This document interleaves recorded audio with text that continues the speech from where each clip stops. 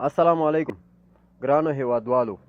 لکه څرنګه چې تاسو ته بهتره معلومه ده زموږ هیواد د اقتصادي بحران سره مخ ده. لوږه، بیکاري او فقر لا هم د زیاتېدو په طرف روان ده. روان سوړ ژمي کې به هم داسې بېوزله کورنۍ وي چې نه به د سون توکي او نه به د خوراک لپاره څه ولري. ژوند به یې له کړاوونو او ننګونو څخه ډک وي.